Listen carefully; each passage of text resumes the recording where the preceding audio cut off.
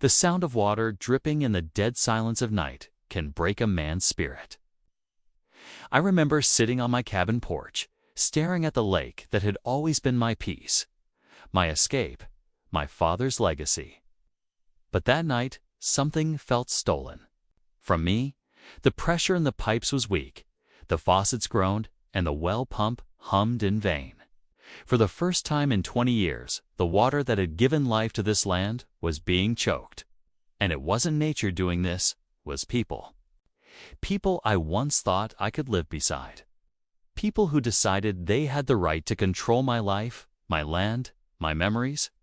And at the center of it all was the HOA, with their smug smiles and their endless rules, thinking they could push me into submission. They had no idea what was buried beneath these lands or the power I still held. It had started small, as most wars do. A notice on my door about unauthorized cabin extensions, though my father had built this place long before the HOA was ever formed. Then came the fines petty, ridiculous things like the color of my shutters not matching the community aesthetic. I had laughed it off at first, thinking it was a mistake, but laughter turned bitter when they escalated. They sent Karen, the president, with her arms folded tight, lips pursed like she had bitten into a lemon, telling me my lake was a shared resource. My lake, the lake my father dug out with his bare hands and machinery, where I learned to swim, where my mother's ashes were scattered. Shared resource. That was the first time I felt my hands clench with a rage I didn't show. When the taps sputtered that night, I knew they had taken the feud to the next level. I walked to the edge of the lake, the moonlight reflecting silver. Across the water's surface and bent down, scooping a handful, as if to remind myself it was still mine. My phone buzzed. A message from my sister. "Are they really shutting off your water?" I heard Karen bragging at the town diner. My jaw locked. It was true then, they were proud of it, flaunting their cruelty like a trophy. The lake, the cabin, my life, they thought it was theirs to toy with. The next morning, I stormed into the HOA office. Karen was there, of course, surrounded by her little council, sipping coffee like she was queen of the world. "You cut my water," I said, my voice low, tight. She didn't even look up at first, just smirked. "It's not your water," she replied. "The community has rights. And since you refuse to comply with regulations, we've decided to reallocate resources." Reallocate. The word burned in my ears. She meant starve me out, drive me off my land. Strip away what was left of my family's history. I felt every eye in that room on me. Some were nervous, shifting in their seats, but none dared to speak. That's what HOA doesn't, makes cowards out of neighbors. I left without another word, my chest heavy, my fists trembling. As I walked back to my cabin, the crunch of gravel under my boots echoed like a drumbeat of war. They thought they had one. They thought shutting off my water would break me.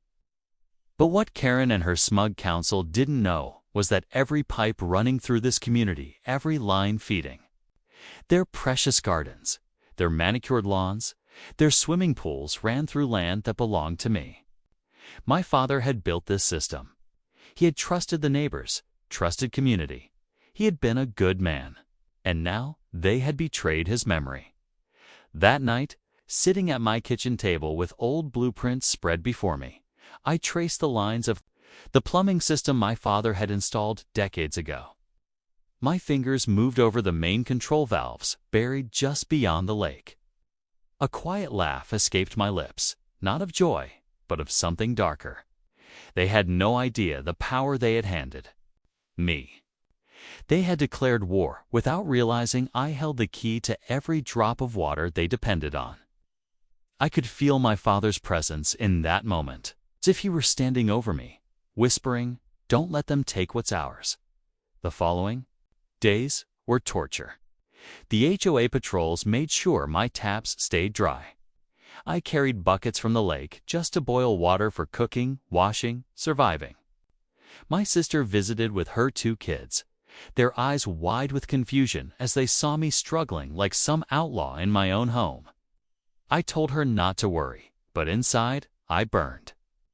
The humiliation was theirs to savor for now, but not for long. At night, I lay awake, listening to the laughter drifting from across the community, hearing sprinklers hiss in the distance, hearing children splash in backyard pools, all of it fueled by the very system they had denied me. It was like watching thieves throw a party with your stolen belongings. On the third night, when the moon was high and the world was quiet, I walked out with a shovel and a lantern. My boots sank into the soft earth as I made my way to the old maintenance hatch near the lake. I knelt down, hands trembling not with fear, but with anticipation. As I pried it open, the metallic scent of rust and soil filled the air. The valves were there, just as my father had left them, waiting like sleeping giants. My hand hovered over the wheel, the power of an entire community's lifeline resting beneath my grip. For the first time in weeks, I smiled. They had taken my water. Soon, they would know what it meant to live without it. But I wasn't ready to turn it just yet. Revenge this sweet couldn't be rushed.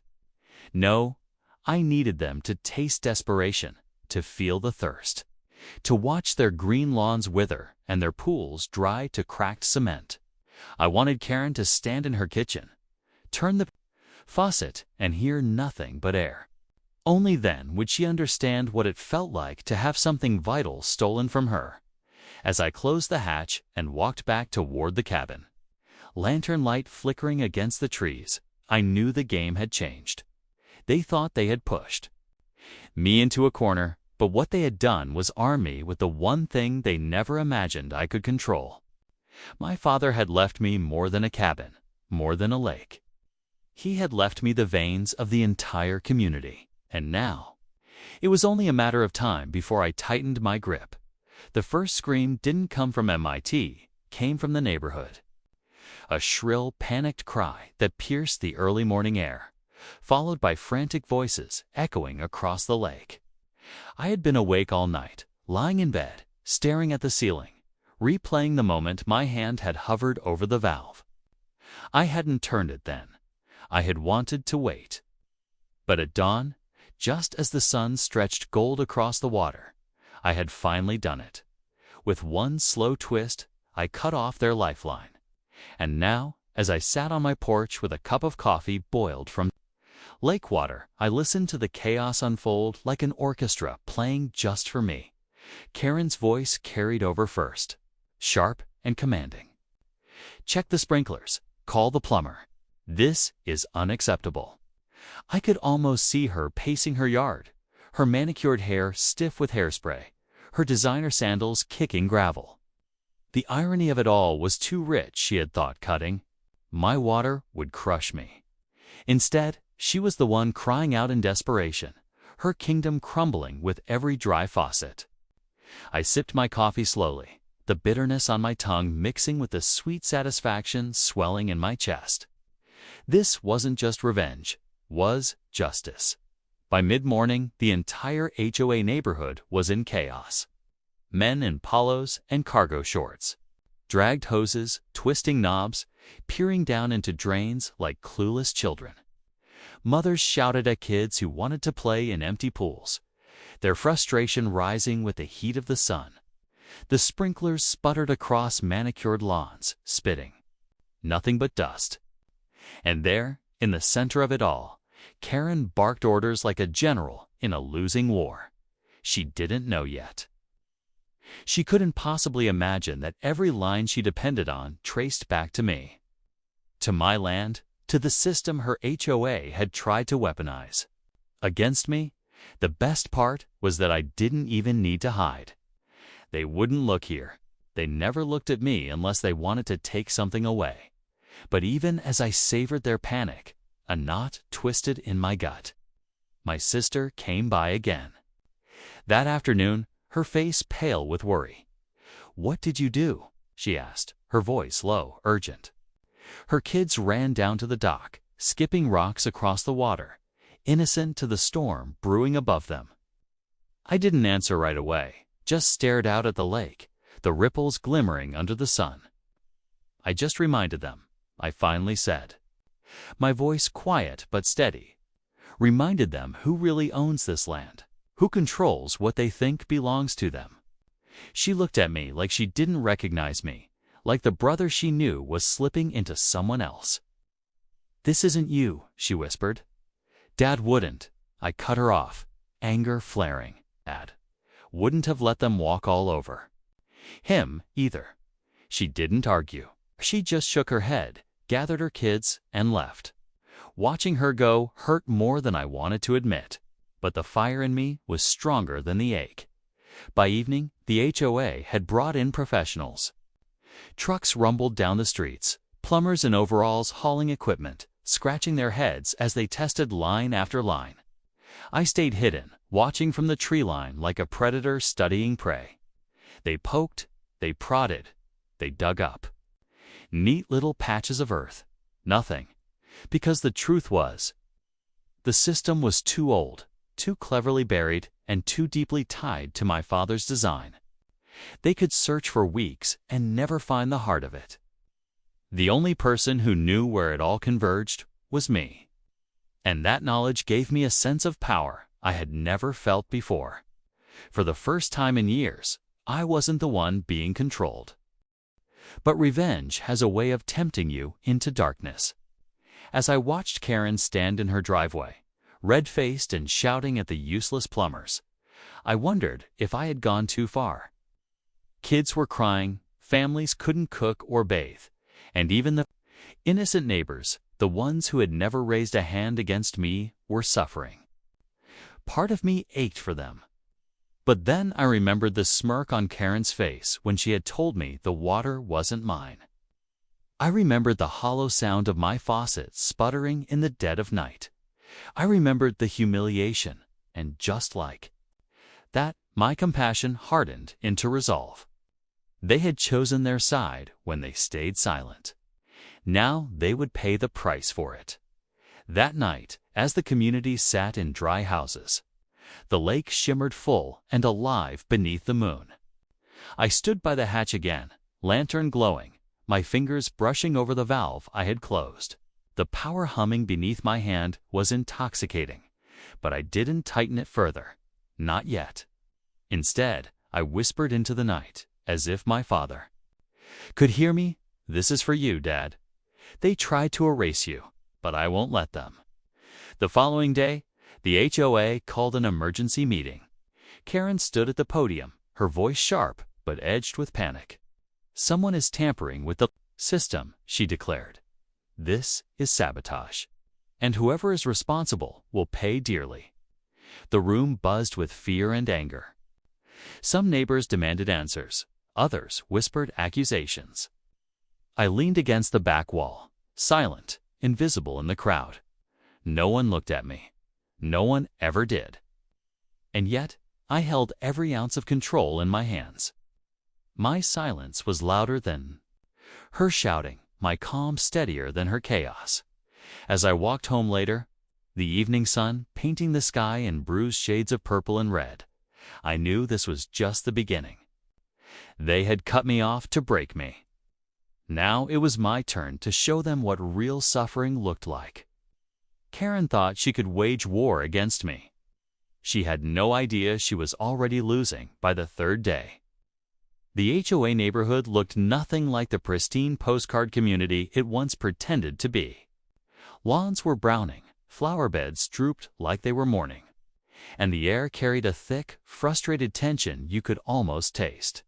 It was summer, the sun beating mercilessly overhead, and without water, even the strongest smiled turned to grimaces. I sat on my porch again, the lake stretching before me, calm and glistening, my little slice of peace surrounded by chaos. And as I listened to distant arguments carry across the water, I realized something: this was no longer just about me. It had become a battle of will, a test of who would break first, and I had no intention of losing. That morning, I drove into town for supplies. As soon as I walked into the hardware store, I could feel the shift in the air. Conversations hushed. Eyes flicked toward me, and whispers stirred in the corners. They knew, or at least, they suspected. I caught pieces of it, late guy, cut off, crazy enough to do it. One man, an older neighbor named Tom, approached me cautiously near the shelves of pipe fittings. "Listen," he said, his voice low. "I don't like Karen any more than you do. But there are kids in those houses. Families, people who never raised a hand against you. Don't punish them for her arrogance." I looked him in the eye, and for a split second, doubt wavered inside me. But then I remembered the night I had carried buckets from the lake, humiliated on my own land, while Karen laughed about reallocating resources. My jaw tightened. "Tell Karen to fix what she started," I muttered, and walked past him. Back at the cabin, I spread the old blueprints across my table again. My father's handwriting, neat and steady, marked each line, each valve, each careful calculation. He had built the plumbing system with trust, believing neighbors would respect the gift of shared water. But Karen had twisted that trust into a weapon. Now, I was the one holding it. As I traced the lines with my fingers, realized I didn't just control their water, I controlled their comfort, their pride, their illusion of power. And the longer they suffered, the weaker they would become. That afternoon, my sister came back, storming into the cabin with fire in her eyes. "You have to stop this," she snapped, slamming the door behind her. Her kids waited outside by the dock, their laughter floating through the window as if untouched by the war raging above them. "It's gone too far. Karen is bad, I know that, but you're hurting everyone now. The Johnsons can't cook. The Miller's baby hasn't had a proper bath in days. Do you really want innocent families to hate you for the rest of your life?"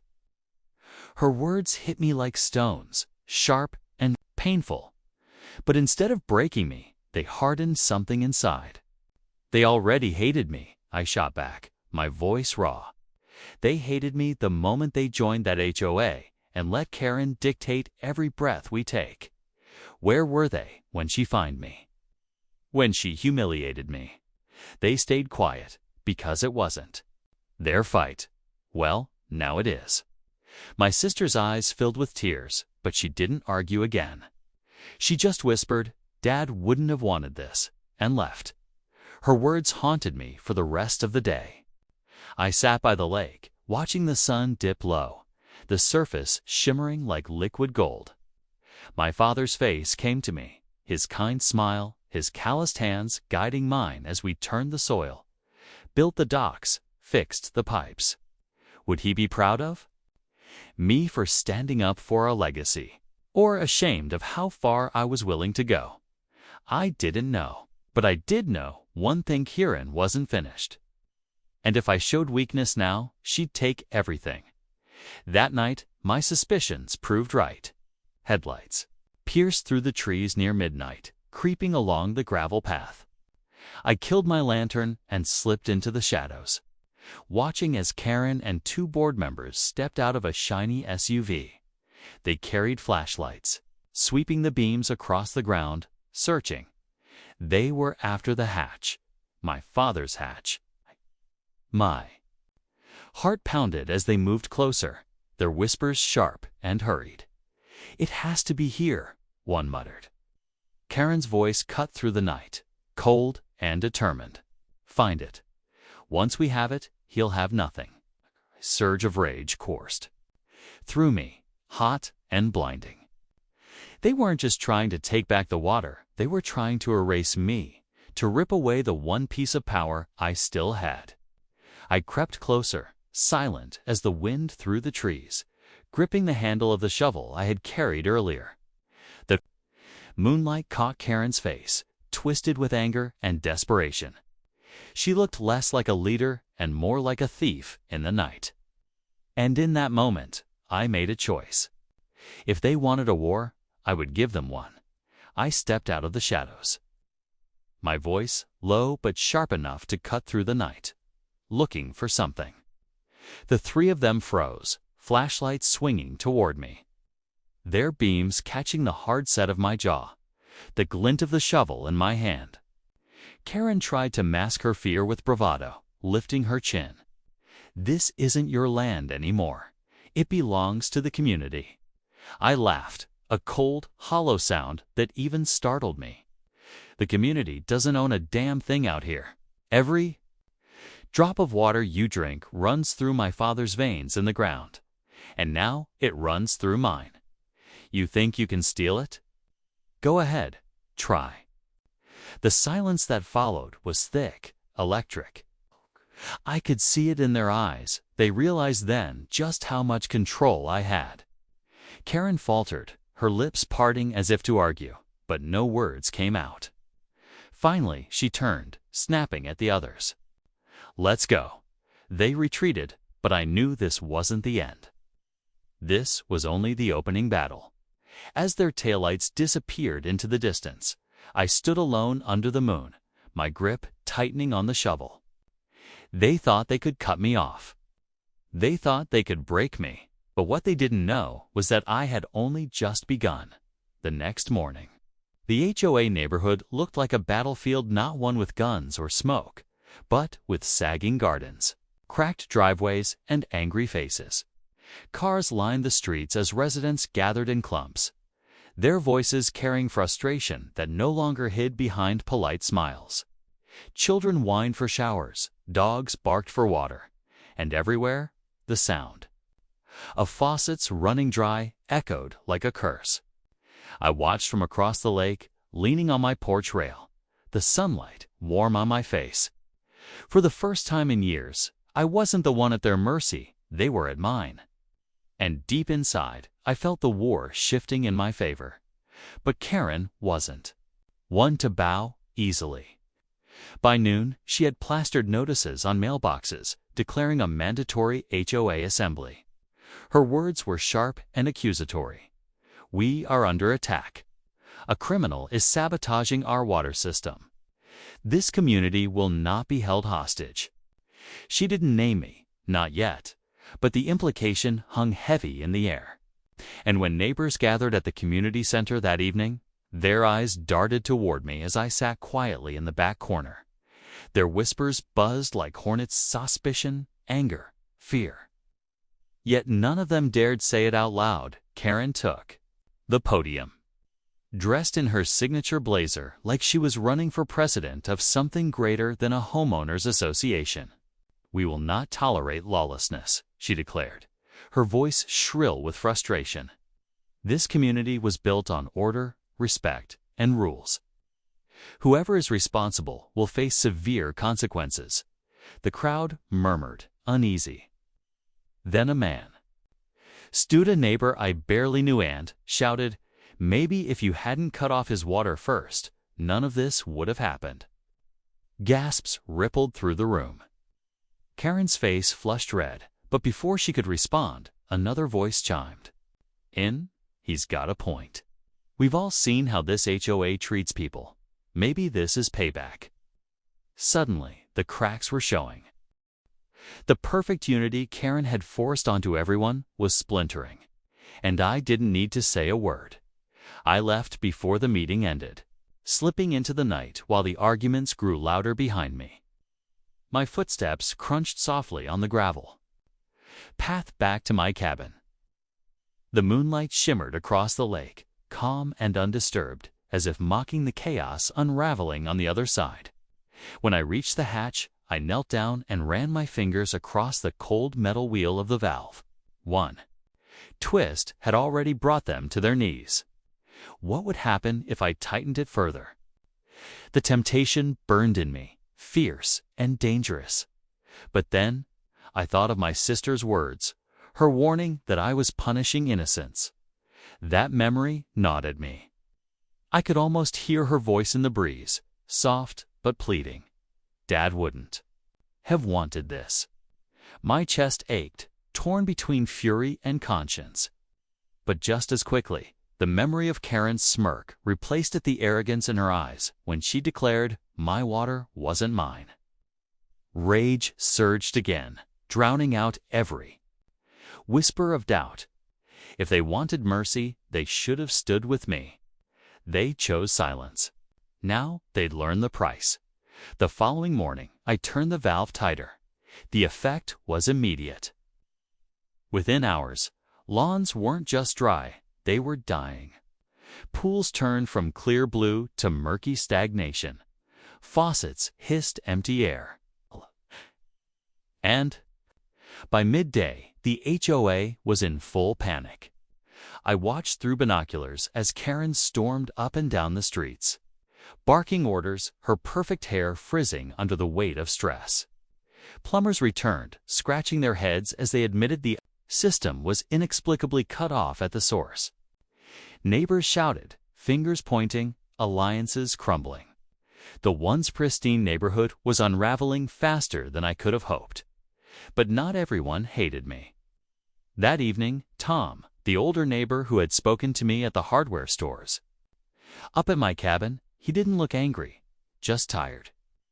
His shoulders slumped as he sat across from me at the kitchen table. "I know it's you," he said quietly. "No one else could have done this, but I'm not here to fight. I just want to understand what's your endgame. Are you going to let everyone here suffer until Karen admits defeat?" His question lingered in the air like smoke. I didn't answer right away. Instead, I stared at the blueprints spread out before me, my father's handwriting glowing in the lantern light. Finally, I said, "They thought cutting me off would erase me. I'm showing them that I'm not so easy to erase." Tom sighed, rubbing his temples. "I get it. God knows Karen deserves to be knocked down a peg, but don't lose yourself. In this, son, revenge has a way of eating a man whole." His words unsettled me, but I brushed them aside. I wasn't losing myself, I was reclaiming what had been stolen. Or at least, that's what I told myself as I walked him out and watched him fade into the darkness. But deep down, his warning clung to me.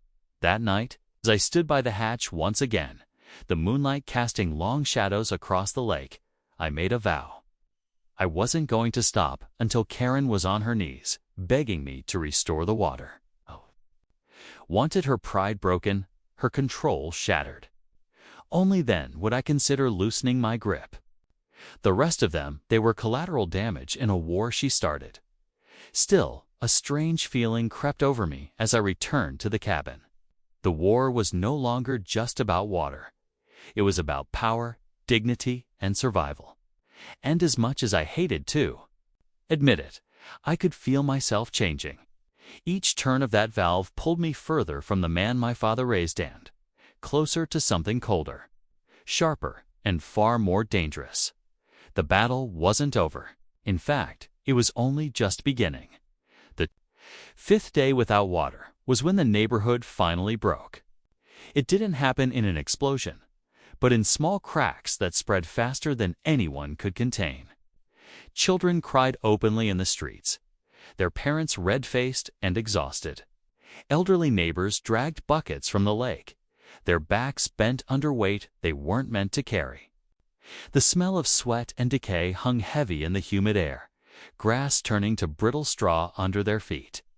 I sat on my porch, watching it all like a spectator at a play. Except this wasn't performance, this was real. Their perfect little kingdom was rotting from the inside, and I was the one pulling the strings. Karen, though, refused to yield. If anything, she grew more desperate. She marched door to door, clipboard in hand, demanding unity against sabotage. She spoke like a politician rallying troops, promising that order would be restored soon. But behind her eyes, I saw the cracks forming. Her hair was no longer perfectly styled, her clothes wrinkled, her voice frayed with strain.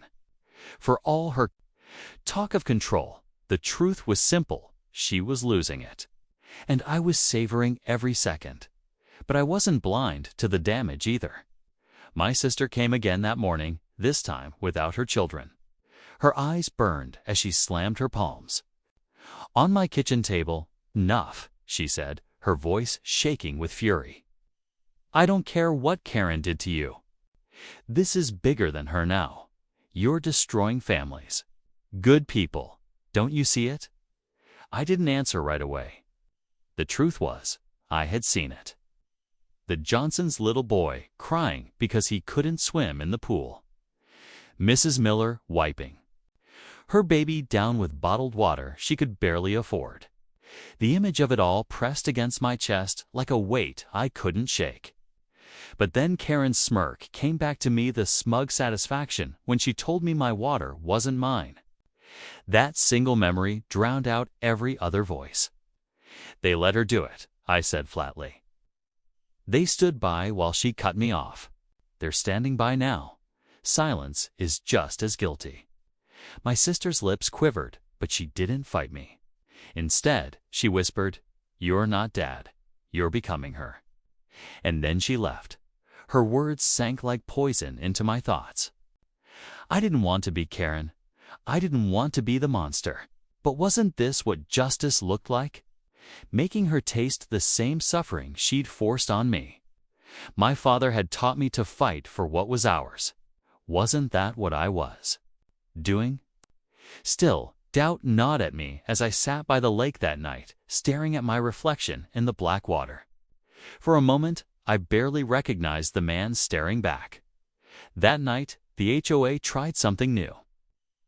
Flashlights bobbed across the far side of the lake as a group of men dug into the ground, searching desperately for the source of the problem. They thought they were clever, sneaking out under the cover of darkness, shovels in hand. But I knew every inch of this land, every twist of pipe and buried line. They were digging blind, like rats in the dark. I crouched in the tree line, watching them sweat and curse as they struck nothing but stone and soil. Part of me wanted to walk out, to tell them how close but how far they really were. Instead, I just smiled, the kind of smile that doesn't reach your eyes, and slipped back into the shadows. By morning, their failure was clear. The plumbers had left. The neighbors had stopped believing Karen's promises. The unity she had clung to was shattering. Fights broke out in driveways, couples screaming at each other, children watching with wide, scared eyes. And still, the faucets stayed dry.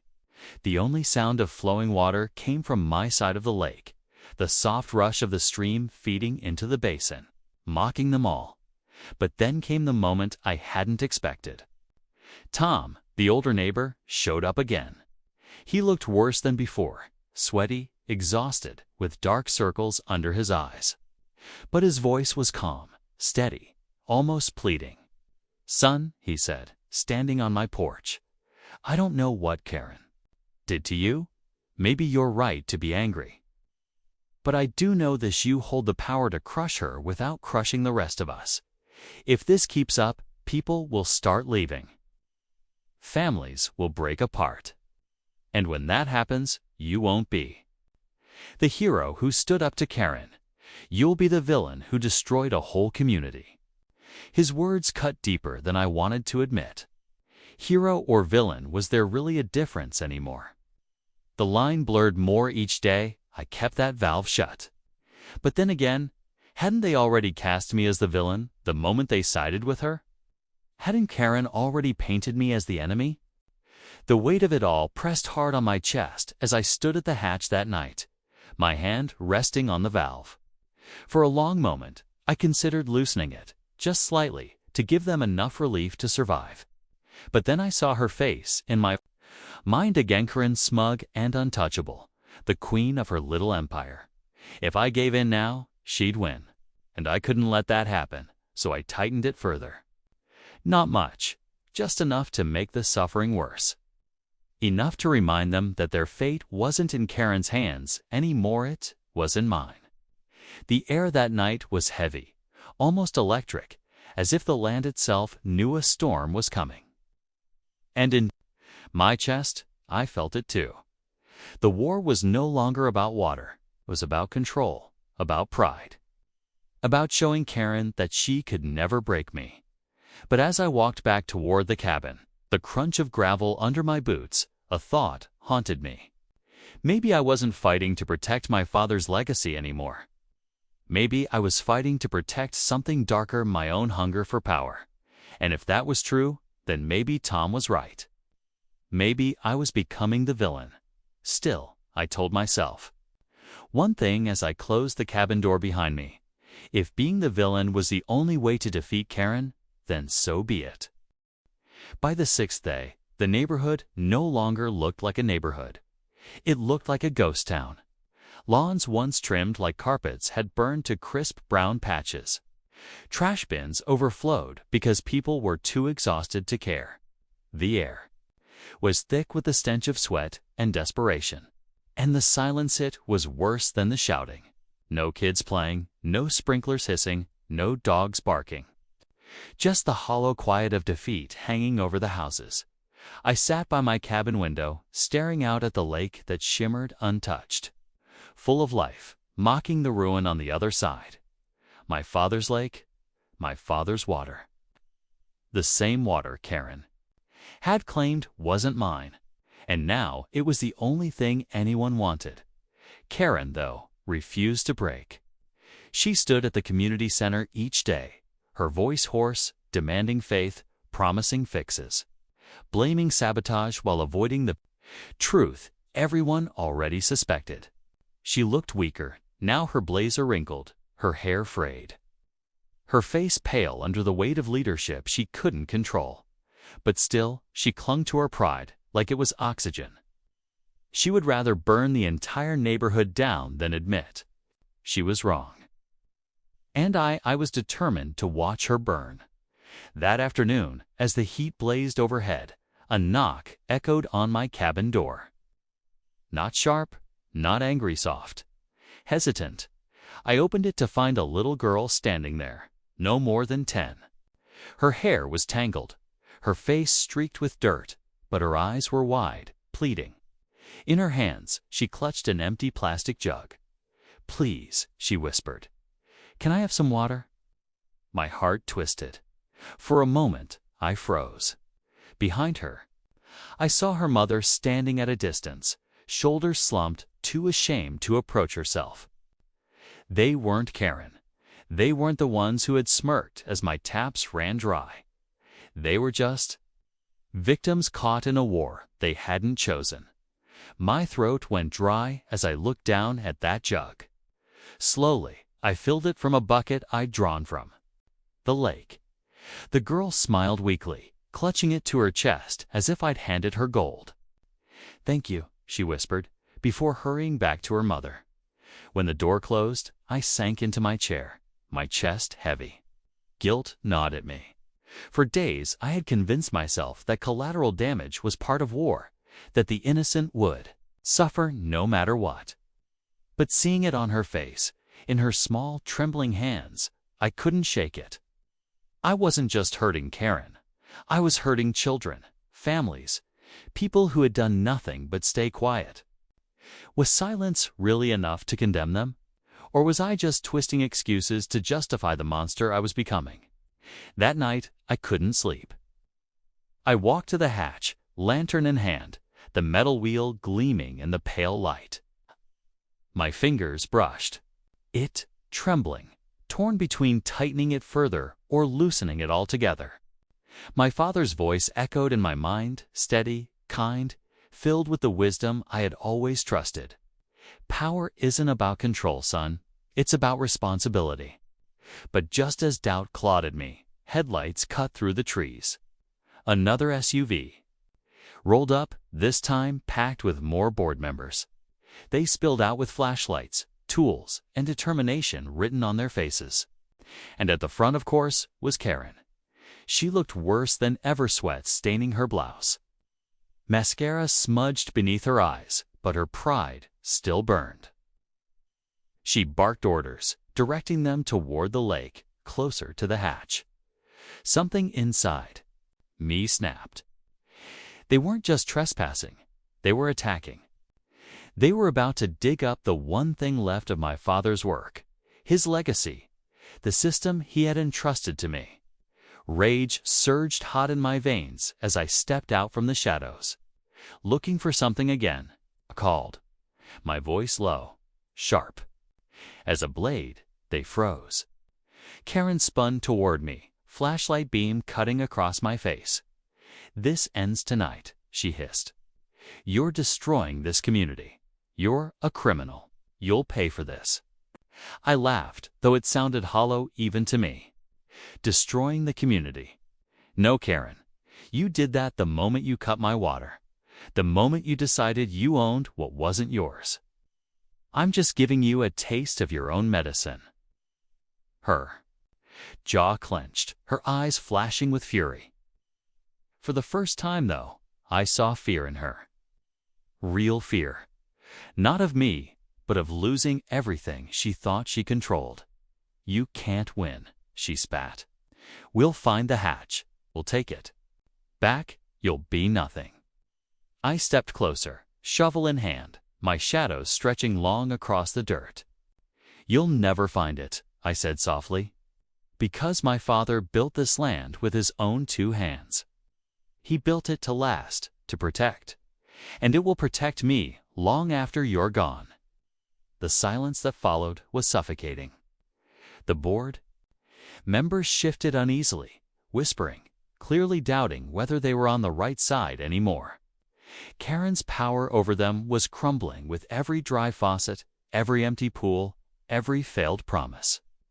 And I could see the cracks widening. The loyalty slipping. She was alone, and she knew it. Finally, she turned on her heel, snapping, "Let's go." They retreated once again, flashlights bobbing into the darkness. But I knew this wasn't over. The war had reached its peak, and soon there would be no turning back. As I stood there, staring at the hatch, I realized something terrifying. This wasn't just about revenge anymore.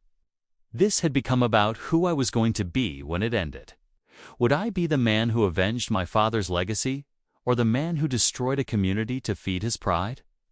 And for the first time since this war began, I wasn't sure of the answer. The night was quiet, but inside my chest it felt like a storm. Everything the HOA had done, their threats, their arrogance, their attempt to choke me by cutting off water to my own cabin, had led to this moment. I sat on the porch, looking out at the moonlight shimmering over the lake. For the first time in months, it felt peaceful. But peace hadn't come without a cost. They had underestimated me, tried to make me bend, and instead, they had pushed me into a place where justice was no longer just a dream, was reality. The morning came heavy with tension. Word had already spread around town about what happened the night the HOA's water line snapped, flooding their pristine neighborhood, while my cabin stood untouched. People whispered about it at the diner, shaking their heads, some with pity, others with laughter. But the story wasn't finished, not yet. Their president, Martha, wasn't done. She came marching up my driveway as if she still had some power left in her hands. Her shoes clicked sharply against the gravel, and her face was tight, pale, with rage and embarrassment. "You think you've won, don't you?" she hissed, her voice trembling. "But you don't know who you're dealing with. We'll rebuild, and we'll come after you again. You can't just embarrass the HOA and walk away." I didn't rise from my chair. I simply looked at her, calm in a way that unnerved her. For weeks, I had let their cruelty dig into me, but not anymore. "Martha," I said, steady and clear, "you've already lost. You and your board thought you owned me, but it turns out you were drinking from my well all along. Without my plumbing line, your manicured lawns turn brown, your fountains stop flowing, and your precious status disappears. You don't control control you." Her mouth opened, but no words came. For the first time, I saw the cracks in her armor. Her pride had carried her for years, bullying families, breaking spirits, forcing people to conform. But now, she looked small, just another person who had built her empire on sand. The following week, I met with the other residents. Families who had once avoided me out of fear now gathered around my cabin, desperate to talk. They confessed how Martha and her board had fined them for garden gnomes, for Christmas lights, even for letting their kids play in the yard too loudly. One older man, his voice shaking, told me how the HOA had nearly driven him to sell the home he had lived in for 40 years. As they spoke, I realized this wasn't just about MIT, it was about everyone they had crushed under their rule. That's when the idea of revenge shifted into something bigger.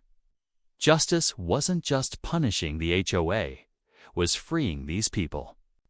From their grip, together we began to gather evidence. Emails, letters, recordings of threats. The residents were scared, but for the first time, they had someone standing beside them. And when the case finally went to court, wasn't just me against the HOA, was the whole neighborhood rising up. The courtroom was packed the day the verdict was read. Martha sat stiffly in her chair, her lawyers whispering frantically. Beside her, I didn't even have to look at her. I just held the hands of the neighbors sitting next to me, when the judge declared that the HOA had overstepped its authority, violated state laws, and would be dissolved effective immediately. The air in the room shifted. Gasps filled the air, followed by tears, by relief, by the sound of people finally breathing freely after years of suffocation. Martha stormed out, defeated, her empire in ruins. But for the others, it was the beginning of something new. They hugged me, some with tears in their eyes, thanking me not just for fighting for myself, but for standing up when they couldn't. That evening, as the sun dipped low over the lake, families gathered at my cabin. Kids ran barefoot in the grass, their laughter carrying across the water. Someone brought food, another brought music, and for the first time, the neighborhood felt alive. No fines, no threats. Just people being people. I stood there, watching the reflections ripple on the lake, and felt something deep inside settle. Revenge had started as fire in my chest, but it ended in healing for me and for everyone else. The HOA had tried to cut off my water, but instead, they drowned themselves in their own greed. And in the end, justice wasn't loud or violent. It was quiet, steady, and unstoppable. As the stars came out, I whispered to myself, "This is my land, my lake, my home, and no one will ever take that from me again." And with that, the story ended not with bitterness, but with freedom. The cabin stood tall, the lake shimmered, and for the first time in a long time, my heart felt light.